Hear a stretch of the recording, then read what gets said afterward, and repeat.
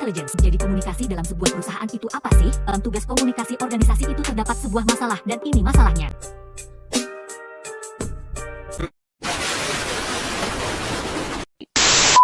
Yang tampil di hadapan teman-teman semua ini adalah saya Alinda Aulia Arniati, mahasiswa Universitas Inaba, dalam bentuk avatar yang dibuat oleh mesin kecerdasan buatan atau artificial intelligence.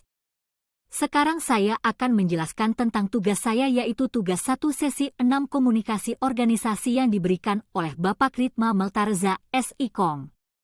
M.I.Kong. Sebelum masuk ke tugas, saya mau jelasin dulu tentang apa sih komunikasi itu. Komunikasi merupakan suatu aktivitas menyampaikan informasi, baik itu pesan, ide atau gagasan dari suatu pihak ke pihak lain yang dilakukan secara langsung maupun tidak langsung. Dalam tugas ini kita membahas mengenai komunikasi perusahaan.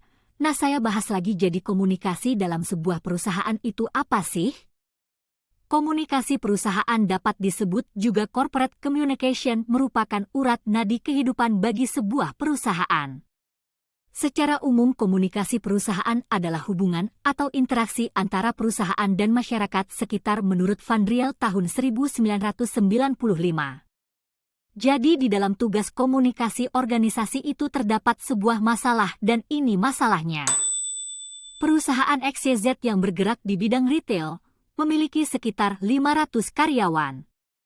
Namun, dalam beberapa bulan terakhir terdapat keluhan dari karyawan tentang kurangnya komunikasi internal yang efektif di antara departemen dan antara manajemen dan karyawan. Beberapa karyawan mengeluh bahwa mereka tidak tahu tentang perubahan kebijakan dan prosedur, sehingga mereka kesulitan dalam menyelesaikan tugas mereka. Selain itu, beberapa karyawan merasa tidak dihargai karena kinerja mereka dan bahwa tidak ada sistem yang jelas untuk memberikan penghargaan atau pengakuan. Dan tugas yang harus saya kerjakan adalah 1. Identifikasi masalah komunikasi internal yang terjadi di perusahaan XYZ. 2. Rancang rencana untuk meningkatkan komunikasi internal di perusahaan XYZ. 3. Berikan rekomendasi untuk meningkatkan sistem penghargaan dan pengakuan karyawan di perusahaan XYZ. Jawaban saya untuk tugas tersebut. 1. Masalah komunikasi dalam perusahaan tersebut terjadi karena kurangnya pembicaraan atau komunikasi antara pihak departemen dan manajemen dengan karyawannya yang menyebabkan perbedaan informasi yang didapat, lalu pihak perusahaan kurang menghargai dan mengakui hasil pekerjaan yang dilakukan oleh karyawannya. Kedua masalah itulah yang membuat adanya permasalahan di perusahaan tersebut. 2. Harus adanya umpan balik dari pihak atasan yang dapat mengerti keadaan karyawannya juga dan tidak merubah kebijakan tanpa persetujuan semua pihak. Dengarkan dengan baik aspirasi karyawan. Berikan juga karyawan wadah untuk berkomunikasi secara langsung dengan pihak departemen dan manajer dengan mengeluhkan atau menceritakan semua hal yang terjadi belakangan ini, maka pihak departemen dan karyawan pasti akan menemukan titik terang di antara permasalahan yang terjadi.